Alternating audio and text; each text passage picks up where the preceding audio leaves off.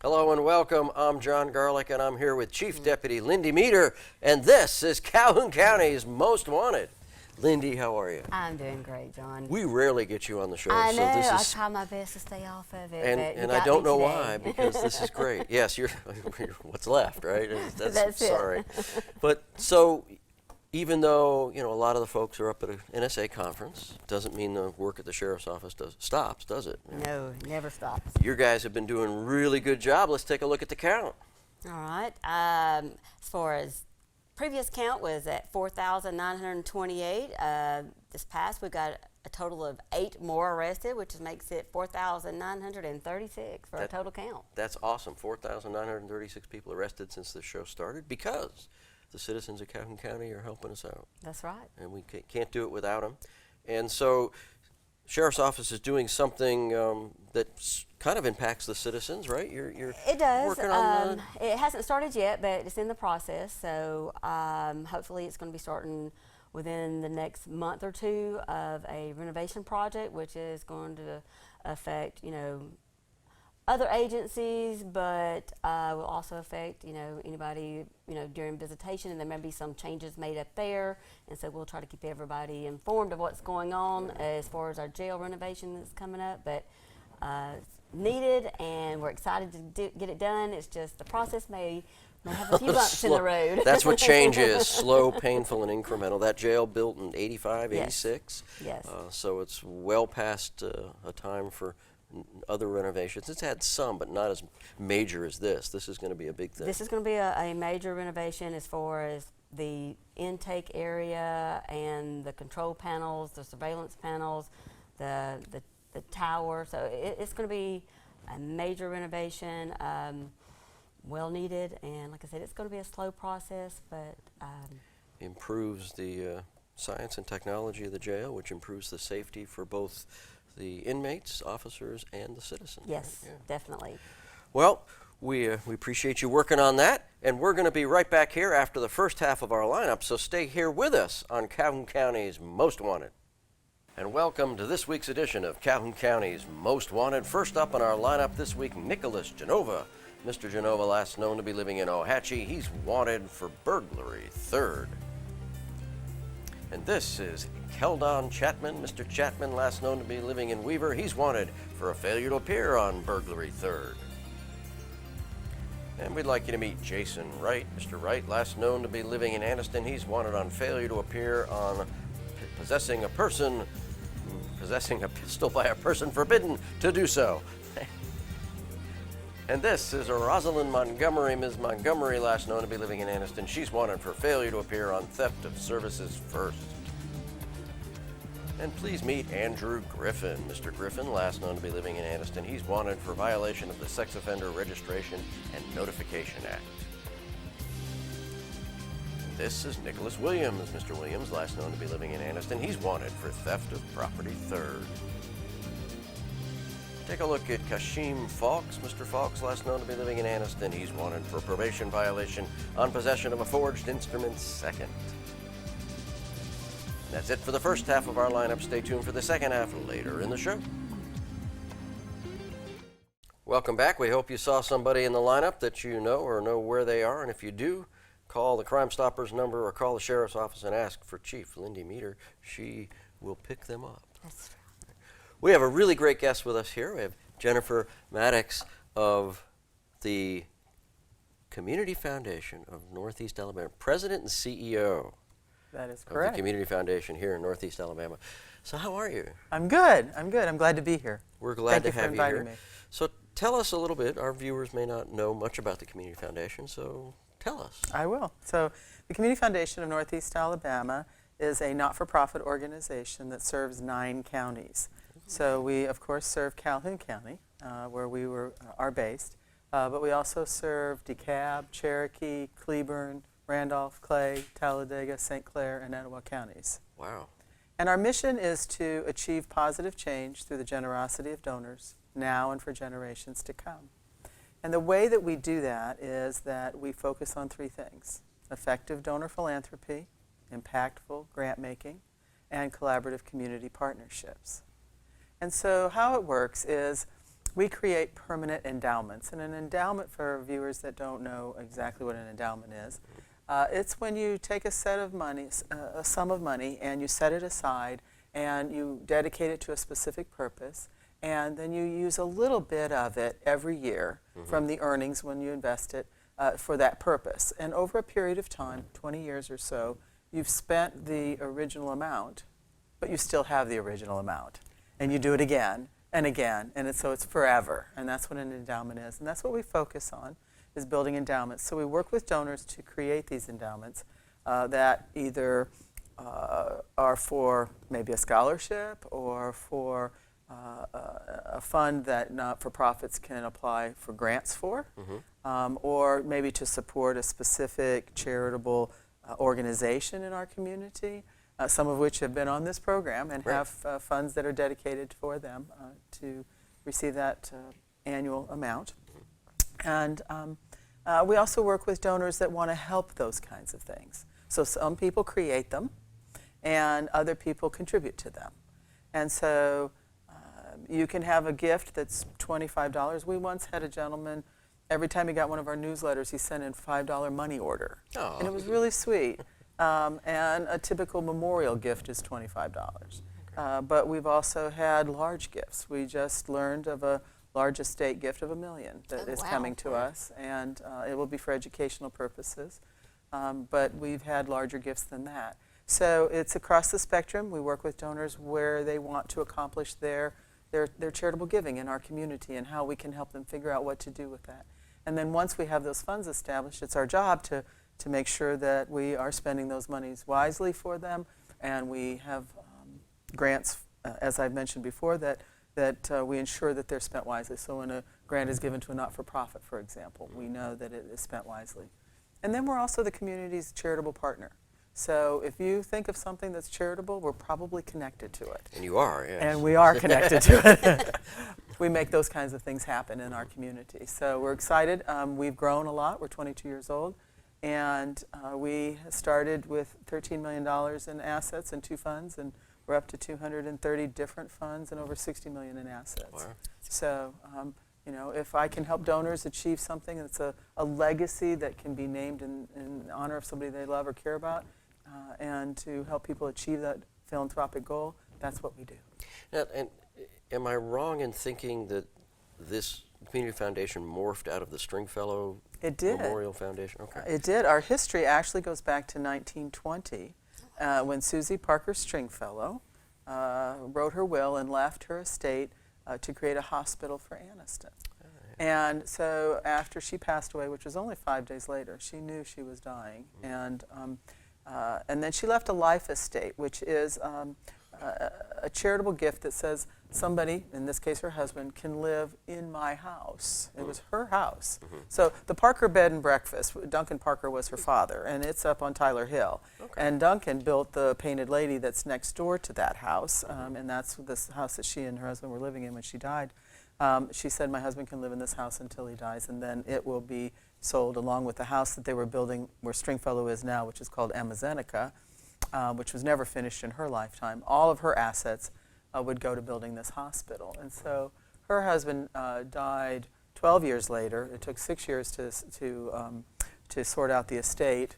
And so in 1930, they started using Amazenica as the first hospital in Anniston, and called it Stringfellow Memorial Hospital in Susie's honor. Fantastic. Well, thanks. We're going to take a break, and then we'll be back and we'll talk more about the Community Foundation. But stay with us here on Calhoun County's Most Wanted. Welcome to the second half of our lineup. First up this half, Narciso Avendano. Mr. Avendano, last known to be living in Huntsville. He's wanted for a probation violation on possession of a forged instrument second. And this is Mitzi Cosper. Miss Cosper, last known to be living in Oxford. She's wanted for failure to appear on theft of property first. And take a look at Tia Caldwell. Miss Caldwell, last known to be living in Oxford.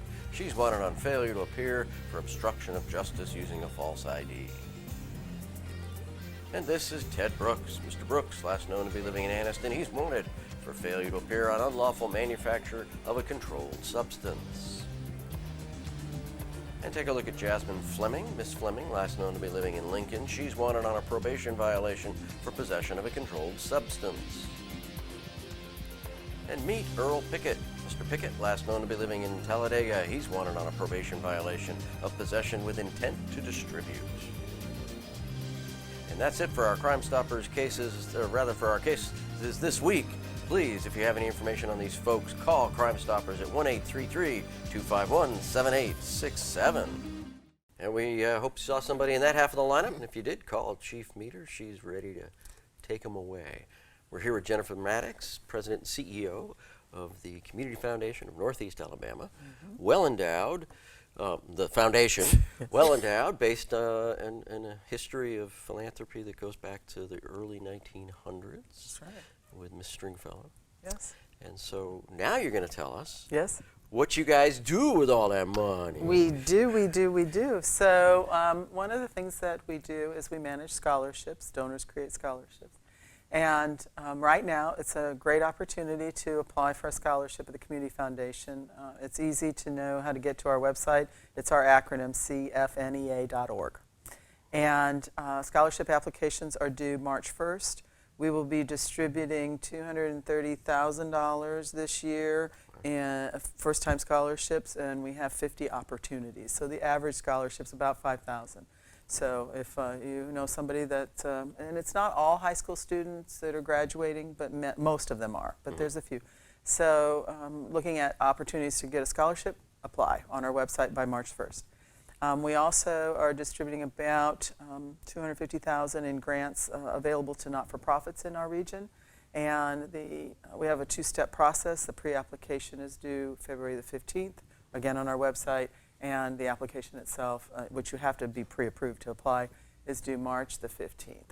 So that's an opportunity for our not-for-profits to get money from us as well. And so we're excited about being able to do that. And that's of course, in addition to, on an annual basis, the 1st of March, we distribute, $500,000 or more to the not-for-profits that have designated funds with us, and other funds that we spend. We distribute usually about $2 million a year back into the community. Well, that's fantastic. And Lynde, you have a daughter that's getting close to graduation, right? I do. Well, she's in 10th grade, and she's just started this semester dual enrollment in college. So she's got her first college classes she's doing right now in high school. You can pull her completely out of school and go to JSU on dual enrollment and under a homeschool umbrella. You can do that. Mama's too busy for home. No. JSU does all the education. You just are under a homeschool umbrella. So she's enjoying it and doing great at it, and I'm very, very proud of her. Well, maybe she can get a scholarship from the Community Foundation. Exactly. So some of the stuff that your money goes, you talk about nonprofits and education and scholarships, we talked about that, but what are some of the things that the nonprofits do that are benefiting from these grants? What are some of the end products? You can look up all of our funds on our website, but Interfaith Ministries here in Calhoun County is well known for dealing with the poor and the needy in our community, and they're a fund holder and a fund beneficiary with us. The library, Second Chance, all of the organizations that serve this community typically have a fund with us. We also have two funds that just started recently. One is the Credit Unions